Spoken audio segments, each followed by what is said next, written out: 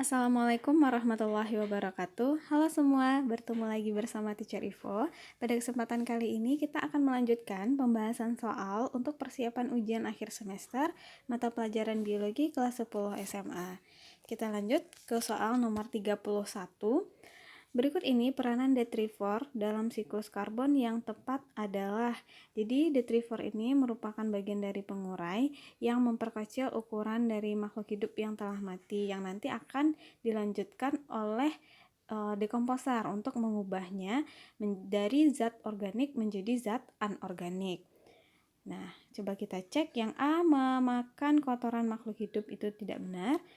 Yang B, memisahkan senyawa organik dari materi yang telah mati, juga tidak. Memisahkan senyawa organik dari materi yang hidup, juga salah. Memisahkan senyawa anorganik dari materi lain yang telah mati, memperluas permukaan materi yang sudah mati untuk dekomposer. Ya, ini benar. Berarti jawabannya adalah yang E. Jadi yang bertugas nanti mengubah zat organik menjadi zat anorganik itu adalah dekomposer. Contohnya bakteri dan jamur. Sedangkan detritivore itu contohnya seperti cacing, rayap. Oke, kita lanjut nomor 32. Bahan penyebab pencemar disebut polutan. Suatu zat atau benda dikatakan polutan apabila memenuhi kriteria tertentu. Berikut ini kriteria yang tepat adalah, nah jadi polutan itu ada beberapa kriteria. Yang pertama, jika jumlahnya sudah melebihi batas normal, kemudian dia berada pada tempat yang tidak seharusnya, kemudian berada pada waktu yang tidak tepat atau tidak sesuai. Jadi ada 3 kriteria dari polutan. Coba kita cek. Yang A, jumlahnya normal, itu salah. Berada pada tempat yang semestinya juga salah. Jumlahnya melebihi normal dan berada pada waktu yang tepat juga salah. Harusnya waktu yang tidak tepat. Yang D, jumlahnya melebihi normal, berada pada waktu yang tidak tepat, dan berada pada tempat yang tidak semestinya. Ya, ini benar. Berarti jawabannya adalah yang D. Oke, nomor 33. Pembuangan sampah organik ke dalam sungai atau danau dapat mengakibatkan pertumbuhan alga yang tidak terkendali atau disebut dengan istilah blooming.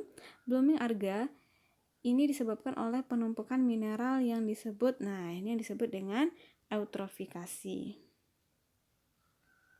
Oke, kita lanjut. Berikut ini daftar beberapa bahan: CFC, CO2, uap air hasil pembakaran, pembusukan daun yang gugur, kulit pisang yang dibuang di jalan raya, kaleng kosong yang dibuang di sembarang tempat. Berikut daftar bahan tersebut. Berdasarkan daftar bahan tersebut, bahan yang menyebabkan polusi. Jadi yang ditanyakan adalah polusi atau pencemaran udara. Berarti jawabannya CFC, klorofluorokarbon, CO2, dan uap air hasil pembakaran. Pembusukan daun yang gugur enggak, kulit pisang dibuang ke jalan juga tidak, kaleng yang dibuang di sembarang tempat juga tidak. Itu biasanya dapat menyebabkan pencemaran tanah. Jawabannya adalah 1, 2, dan 3. 35. Efek rumah kaca sebagai masalah lingkungan secara global terjadi karena adanya kenaikan efek rumah kaca ini akibat dari banyaknya emisi gas CO2 atau karbon dioksida di atmosfer. Jadi jawabannya adalah yang B. Beberapa gas polutan udara atau penyebab pencemaran udara yang sering ditanyakan yaitu diantaranya ada karbon dioksida. Jadi kalau jumlahnya terlalu banyak karbon dioksida di atmosfer itu dapat menyebabkan efek rumah kaca. Kemudian ada karbon monoksida atau CO. Itu jika jumlahnya terlalu banyak itu dapat mengganggu kesehatan. Karena jika terhidup, nanti hemoglobin di dalam darah kita lebih mudah mengikat CO dibandingkan oksigen, sehingga nanti tubuh akan kekurangan oksigen. Kemudian ada SO2 dan NO2, itu merupakan sulfur dioksida dan nitrogen dioksida, itu gas yang dapat menyebabkan terjadinya hujan asam. Kemudian kalau CFC, klorofluorokarbon, itu merupakan gas yang dapat menyebabkan nanti menipisnya lapisan ozon. Oke, kita lanjut. 36.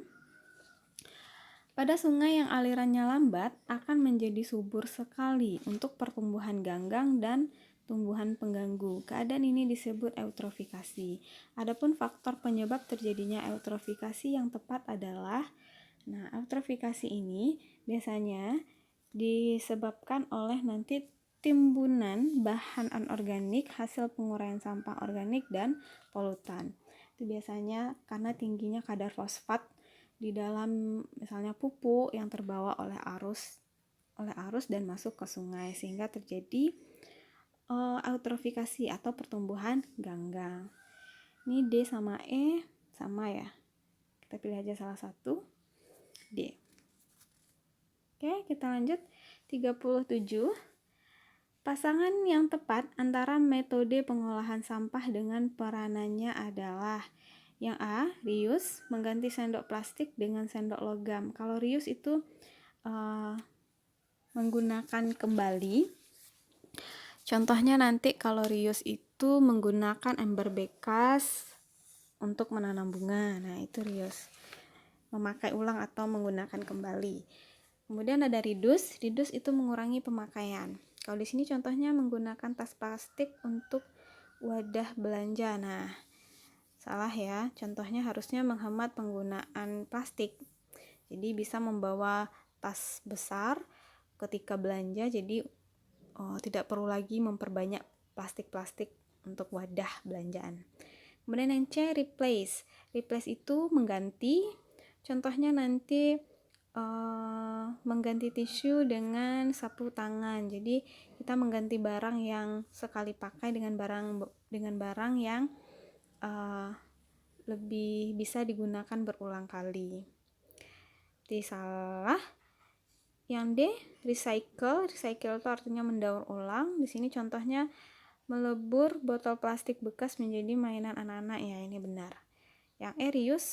Reuse itu menggunakan kembali, tidak menggunakan wadah untuk belanjaan yang sedikit. Salah. Jadi jawabannya adalah yang D. Oke.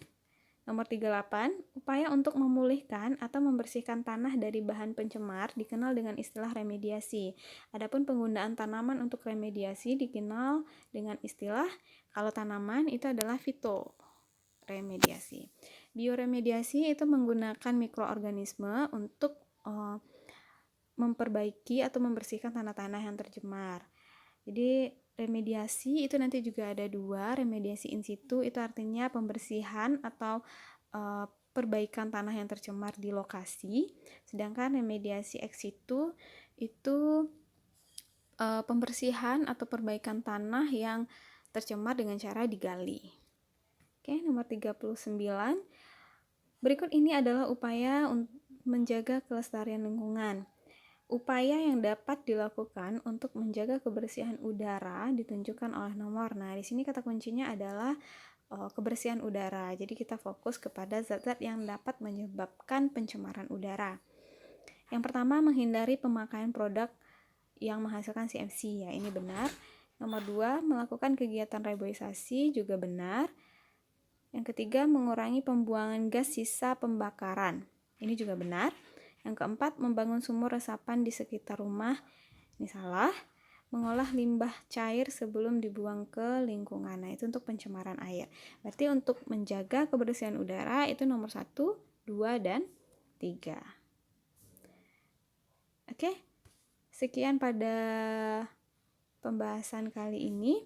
Salah dan kurang teacher mohon maaf. Assalamualaikum warahmatullahi wabarakatuh. Tetap semangat.